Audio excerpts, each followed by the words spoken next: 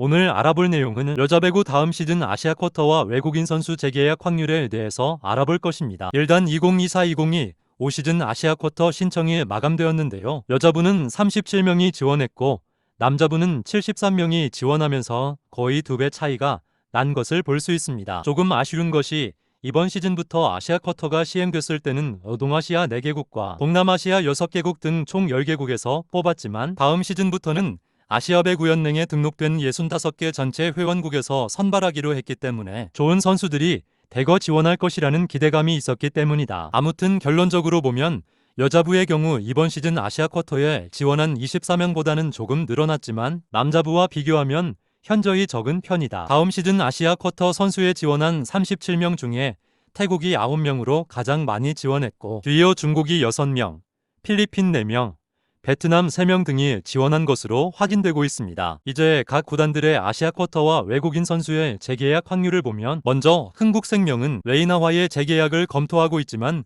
새로 나오는 선수도 보겠다는 입장이고 윌로우는 교체가 유력한 상황이라고 한다. 파이팅은 좋지만 실력 면에서는 아쉬움을 느끼고 있는 상황이다. 일단 흥국생명은 김연경 선수의 은퇴 여부에 따라서 변수가 있을 예정이다. 김연경 선수의 거취에 따라서 보강해야 하는 포지션이 다르기 때문이다. 현대건설은 일단 위파이의 동행을 원하고 있지만 새로 나온 선수 리스트를 한번 검토할 예정이라고 한다. 아무래도 위파이 선수의 어깨 부상 이슈가 있기 때문이다. 모마는 경기마다 기복이 있다는 것에 아쉬움을 느끼고 있어 일단 트라이아웃에 나오는 선수를 조금 더 보겠다는 입장이다. 정관장은 메가와 지아 선수에 대해서 만족하고 있다는 입장이라 재계약을 원하는 입장이다. 특히 메가 선수가 정관장과 재계약을 안 할 경우 다른 팀들이 메가 선수를 영입하고 싶다고 할 정도로 인기가 있는 선수이기도 한다. 그리고 비시즌에 인도네시아에 가서 인도네시아 배구 올스타팀과 친선 경기를 할 정도로 메가한테 적극적이라 볼 수 있겠다. GS 칼텍스는 차상현 감독과 8년이라는 시간 끝에 결별하는 것으로 마무리 지으면서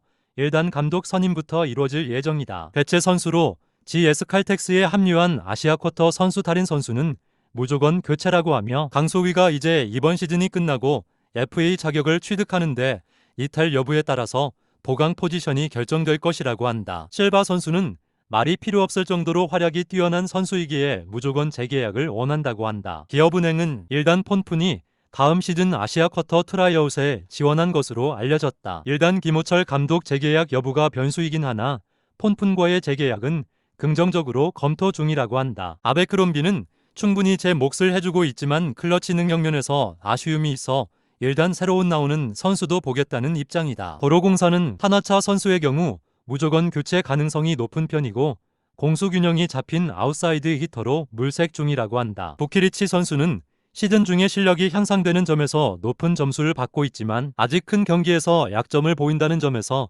고민이 되고 있으며 일단 트라이아웃 명단 보고 결정한다고 한다. 마지막 페퍼저축은행은 아시아 쿼터와 외국인 선수 재계약 여부에 대해 말하는 것이 조심스러운 입장이다. 일단 필립스는 감독이 공석이고 사무국 관련 이슈도 있어 지금 시점에서 이야기하기 어려운 입장이라고 하며 야스민 선수는 아직 트라이아웃에 다시 나올지는 미지수다. 야스민이 직전 시즌 허리 부상을 당한 터라 다시 재발할 수 있어 시즌을 무사히 치르지 못할 거라는 우려도 있었지만 현재 야스민은 부상 없이 시즌을 완주하고 있고 활약도 뛰어나기 때문에 페퍼저축은행 입장에서는 남으면 좋겠다는 입장이지만 아직은 말하기 어렵다는 입장이라고 한다. 한 해의 농사를 짓는데 절반 이상을 차지할 정도로 V리그에서는 외국인 선수가 중요하기 때문이다. 여러분들은 누가 다음 시즌에 남을 것인지 댓글로 적어주시면 좋을 것 같습니다.